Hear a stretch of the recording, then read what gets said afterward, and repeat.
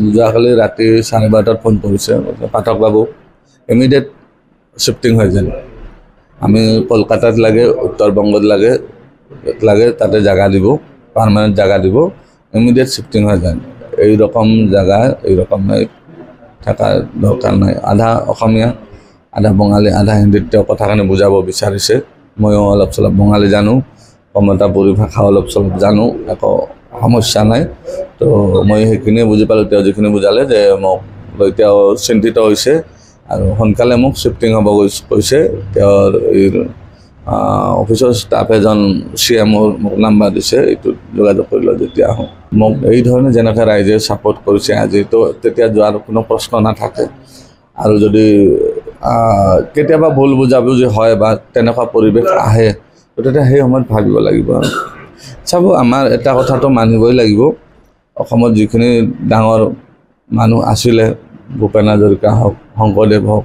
এটা সময়ত কলিকতাত আশ্ৰয় লৈছিলে আমাৰ ধৰক শংকৰদেৱে পশ্চিমবংগত বা কমতাপুৰ আমি মই সিমান নাজানো কিন্তু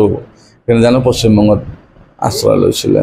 তো ভূপেন হাজৰিকাও কিছু সময় জীৱনৰ পশ্চিমবংগত কটাইছে জুবিন গাৰ্গেও কটাইছে যাতে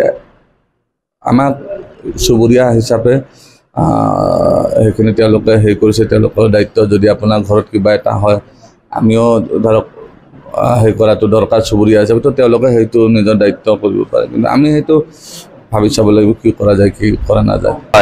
ৰাতি 12:30 মানত ফোন কৰিছিল আৰু ক'লে পাঠক বাবু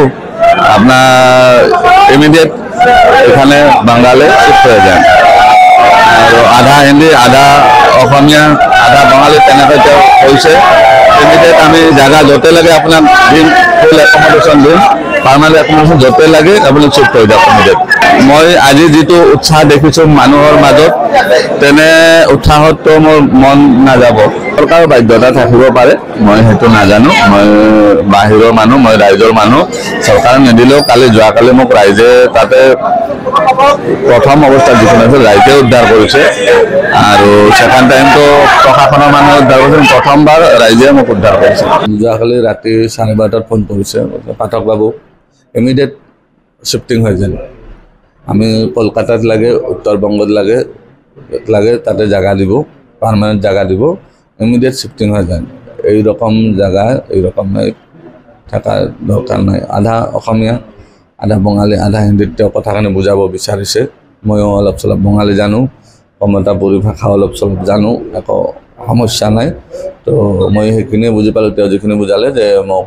তেওঁ চিন্তিত হৈছে আৰু সোনকালে মোক শিফটিং হ'ব কৈছে তেওঁৰ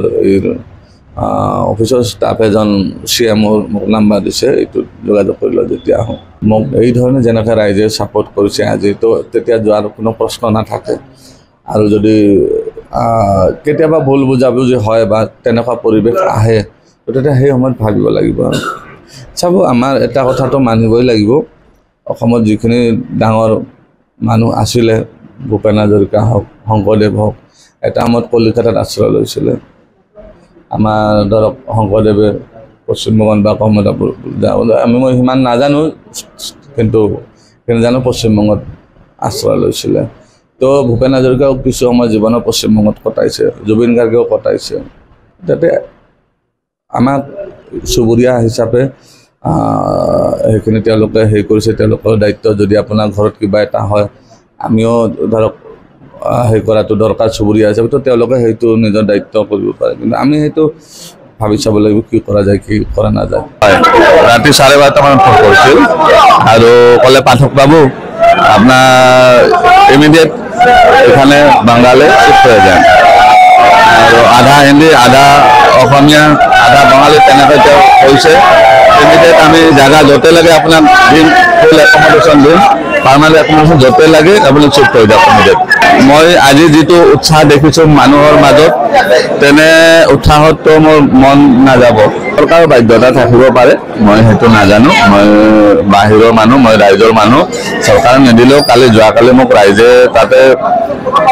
প্ৰথম অৱস্থাত যিখন আছিল ৰাইজে উদ্ধাৰ কৰিছে আৰু ছেকেণ্ড টাইমটো প্ৰশাসনৰ মানুহে উদ্ধাৰ কৰিছে প্ৰথমবাৰ ৰাইজে মোক উদ্ধাৰ কৰিছে